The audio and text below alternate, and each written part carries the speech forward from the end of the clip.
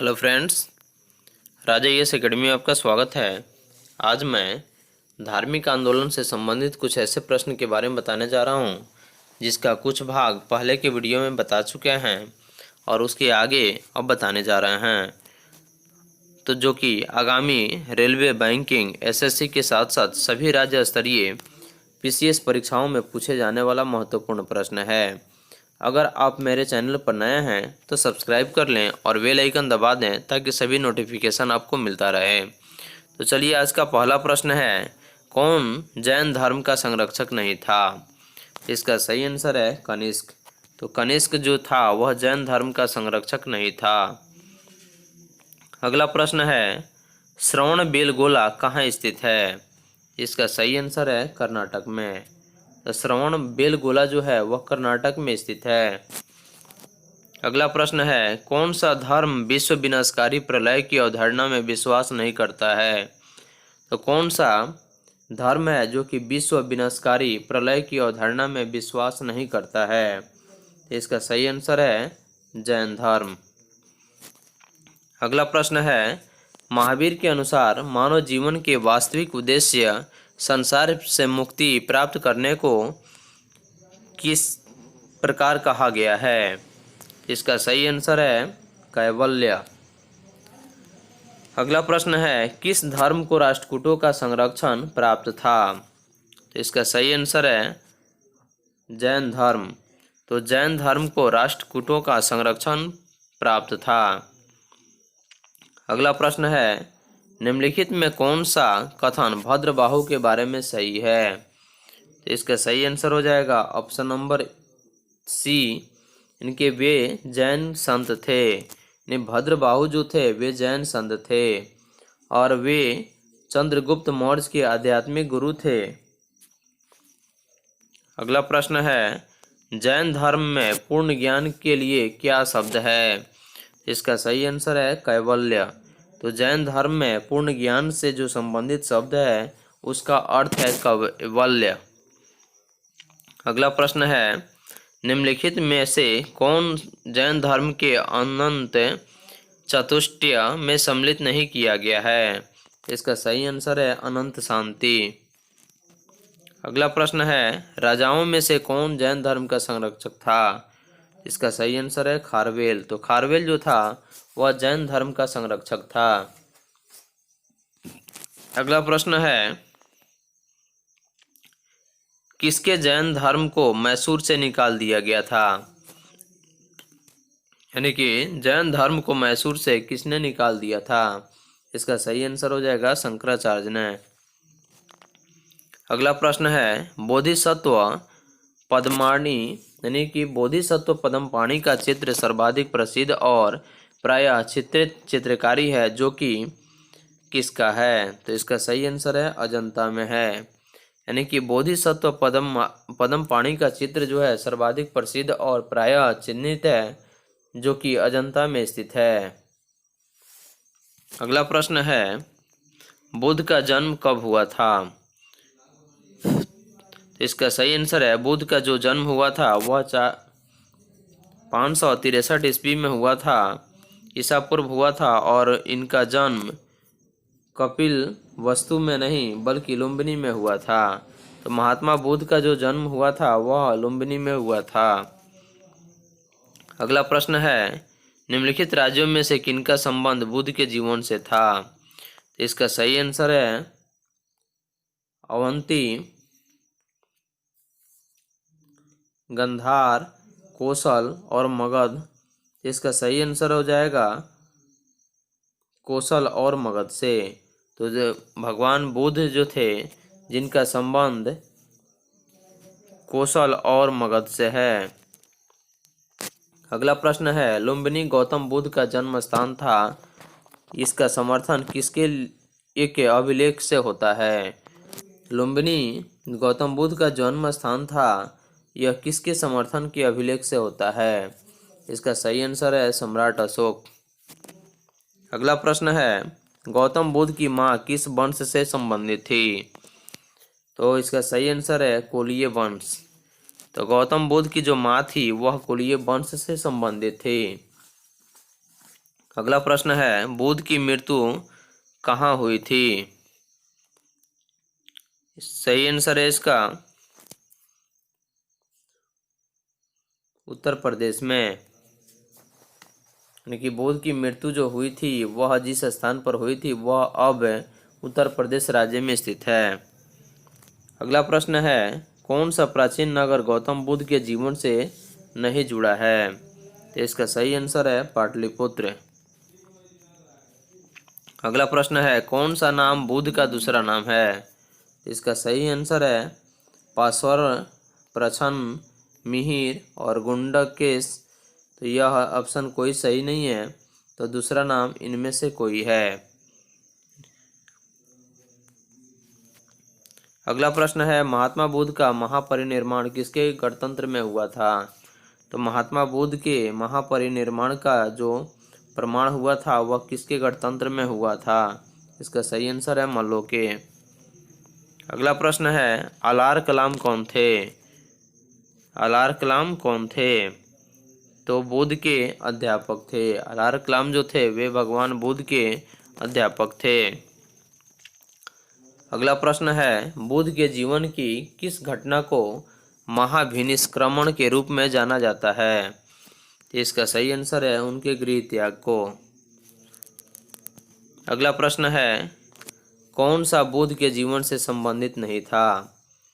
इसका सही आंसर है गोसाल, मस्करी, गोसाल मस्करी पुत्र। अगला प्रश्न है, बुद्ध ने सर्वाधिक उपदेश कहाँ दिए थे? इसका सही आंसर है श्रावस्ती नगर में। महात्मा बुद्ध ने सबसे अधिक उपदेश जो दिए थे वह श्रावस्ती में दिए थे। अगला प्रश्न है, निम्नलिखित में से कौन सा कथन सही है? तो इसका सही आंसर है बुद्ध के विस्तारित उपदेश। अगला प्रश्न है, मृगदाव में बुद्ध द्वारा दिया गया प्रथम उपदेश किस नाम से जाना जाता है? तो मृग दाव यानी कि सारनाथ में मृगदेव जो है वह सारनाथ का नाम है और बुद्ध द्वारा दिया गया प्रथम उपदेश है वह किस नाम से जाना जाता है? इसका सही आंसर है धर्म चक्र प्रवर्तन। अगला प्रश्न है, सारनाथ में अपना प्रथम प्रवचन किसने दिया था? इसका सही आंसर है महात्मा बुद्ध ने। अगला प्रश्न है, भारतीय कला में बुद्ध के जीवन की किस घटना का चित्रण मृग सहित चक्र द्वारा हुआ है? तो इसका सही आंसर है प्रथम उपदेश। देखिए, भारतीय कला में बुद्ध के जीवन का जो प्रथम घटना का चित्रण मृग सहित चक्र द्वारा किया गया है वह प्रथम उपदेश है। अगला प्रश्न है, बुद्ध के उपदेश किससे संबंधित है? इसका सही आंसर है आचरण की शुद्धता व पवित्रता से।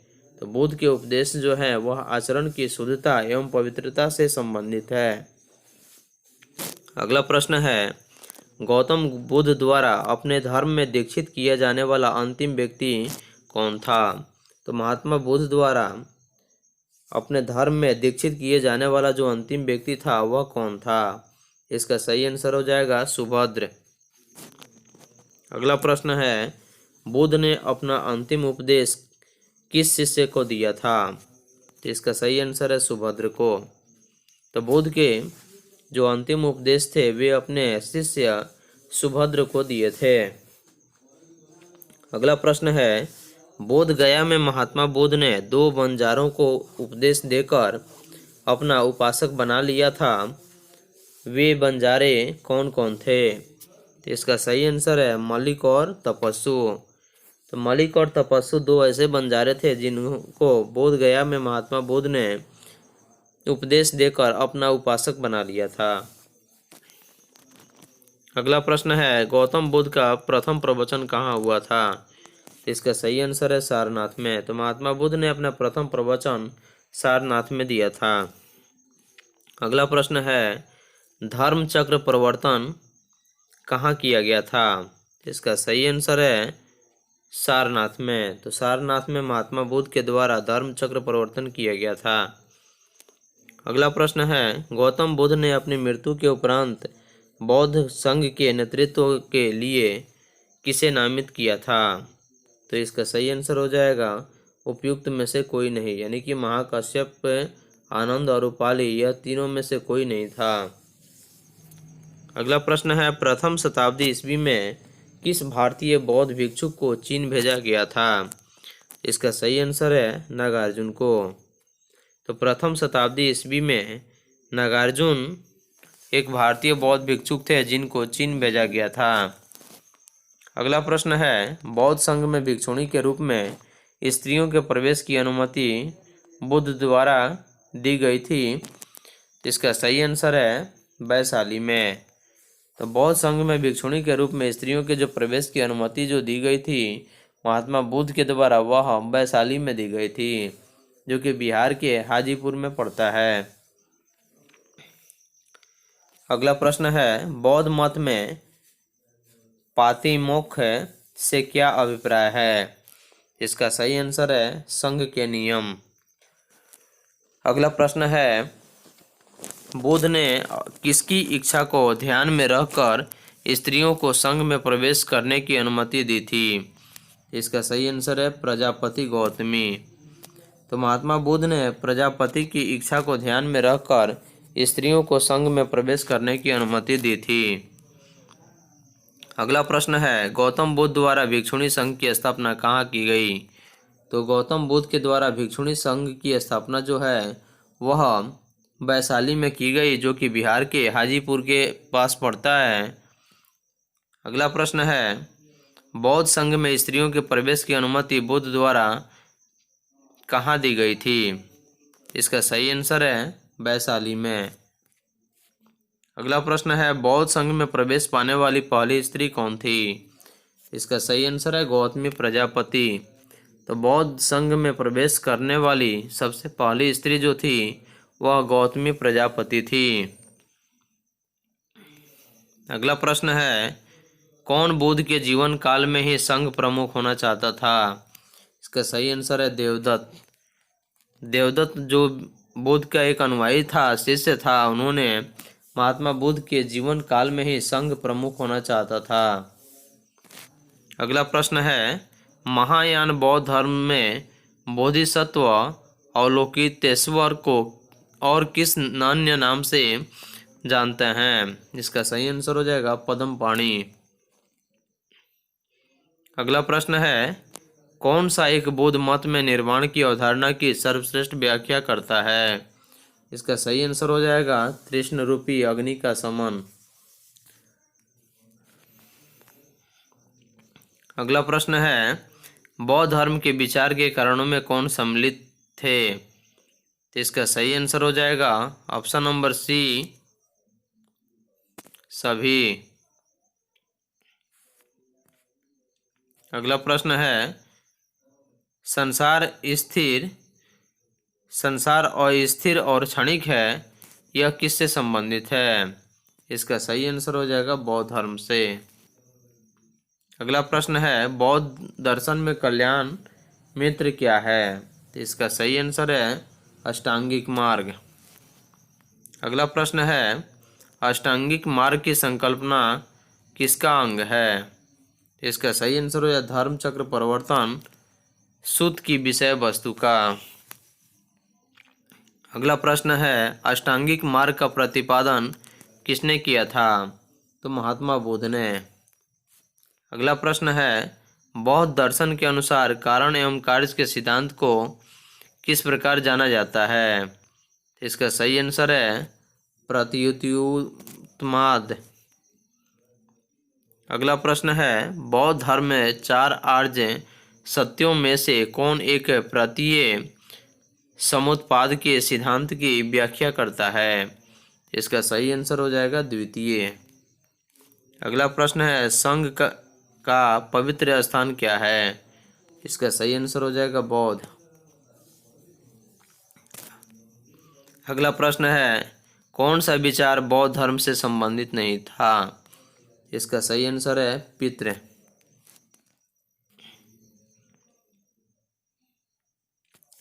अगला प्रश्न है, बौद्ध धर्म में सर्वोच्च लक्षण क्या है?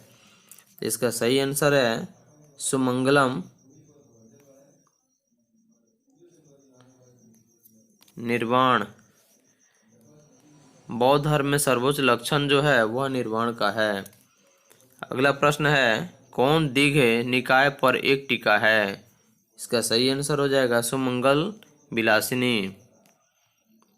अगला प्रश्न है, प्राचीन भारत के अष्ट साहित्य प्रज्ञा पारमिता साहित्य के मुख्य विषय वस्तु क्या है? इसका सही आंसर है बोधिसत्वों द्वारा विकसित आध्यात्मिक सिद्धांत। अगला प्रश्न है, त्रिपिटक किससे संबंधित है? इसका सही आंसर है बौद्धों से। त्रिपिटक जो है वह बौद्धों से संबंधित है। अगला प्रश्न है, बुद्ध की शिक्षाएं कहाँ मिलती है? इसका सही आंसर हो जाएगा त्रिपिटक में। तो बुद्ध की जो इच्छाएं हैं शिक्षा वह त्रिपिटक में संबंध मिलती है। अगला प्रश्न है, बौद्ध साहित्य में कितने पिटक हैं? इसका सही आंसर है 3। बौद्ध साहित्य में 3 पिटक हैं। अगला प्रश्न है, त्रिपिटक क्या है? इसका सही आंसर है बुद्ध के उपदेशों का संग्रह। त्रिपिटक जो है वह बुद्ध के संग्रहों का यानी कि उपदेशों का संग्रह है। अगला प्रश्न है, बुद्ध कालीन अभिलेख किस भाषा में लिखे गए हैं? इसका सही आंसर हो जाएगा पाली भाषा में। अगला प्रश्न है, बौद्ध साहित्य शीर्षक में किससे जाना जाता है? इसका सही आंसर हो जाएगा त्रिपिटक। तो बौद्ध साहित्य जो है वह त्रिपिटक शीर्षक से जाना जाता है।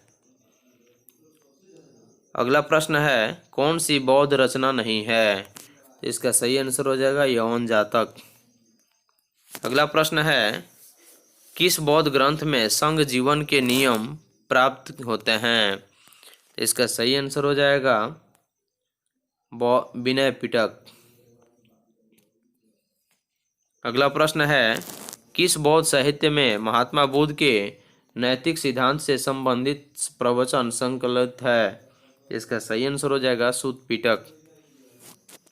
अगला प्रश्न है, बौद्ध ग्रंथों में से किसमें अनेक प्राचीन लिपियों की सूची प्राप्त होती है? इसका सही आंसर हो जाएगा ललित बिस्तर।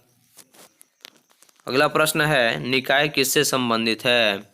इसका सही आंसर हो जाएगा बौद्ध धर्म से। निकाय जो है वह बौद्ध धर्म से संबंधित है। अगला प्रश्न है, बौद्ध संघ के नियम मूलतः किस पुस्तक में दिए गए हैं? इसका सही आंसर हो जाएगा विनय पिटक। तो बौद्ध संघ के जो नियम है वह मूलतः विनय पिटक के पुस्तक में दिए गए हैं। अगला प्रश्न है, बौद्ध ग्रंथ मिलिंद-पाओ की हिंद यवन शासक पर प्रकाश डालता है? इसका सही आंसर हो जाएगा मिनेंडर। अगला प्रश्न है, मिलिंद पन्हो कौन थे? इसका सही आंसर हो जाएगा पाली ग्रंथ है। अगला प्रश्न है, मिलिंद पन्हो राजा मिलिंद तथा एक बौद्ध भिक्षु के मध्य संवाद रूप है, वह भिक्षु कौन थे? इसका सही आंसर हो जाएगा नागसेन। अगला प्रश्न है, मिलिंद पन्हो राजा मिलिंद और किस बौद्ध भिक्षु के मध्य संवाद के रूप में है? इसका सही आंसर हो जाएगा नागसेन। अगला प्रश्न है, प्रथम बौद्ध संगीति कहाँ संपन्न हुई थी? इसका सही आंसर है राजगृह में। अगला प्रश्न है, प्रथम बौद्ध समिति का आयोजन कहाँ हुआ था? यानी कि प्रथम बौद्ध समिति का जो आयोजन हुआ था वह किसके शासन काल में हुआ था? इसका सही आंसर हो जाएगा अजातशत्रु के शासन काल में। अगला प्रश्न है, किस शासक ने द्वितीय बौद्ध सभा का आयोजन किया था? इसका सही आंसर हो जाएगा कालाशोक ने। अगला प्रश्न है, बुद्ध की मृत्यु के पश्चात प्रथम बौद्ध संगीति की अध्यक्षता किसके द्वारा की गई थी? इसका सही आंसर है महाकश्यप द्वारा। अगला प्रश्न है, तृतीय बौद्ध संगीति की अध्यक्षता किसने की थी? इसका सही आंसर हो जाएगा मोगाली पितस। अगला प्रश्न है, 4 स्थलों पर हुई बौद्ध संगीतियों का सही कालानुक्रम क्या है? इसका सही आंसर है, सबसे पहले जो बौद्ध संगीति हुई थी वह राजगीर में हुई थी, उसके बाद वैशाली में हुई थी, उसके बाद पाटलिपुत्र में हुई थी और अंत में कुंडग्राम में हुई थी। इसलिए इसका सही आंसर हो जाएगा ऑप्शन नंबर डी। अगला प्रश्न है, तृतीय बौद्ध सभा किस स्थान पर बुलाई गई थी?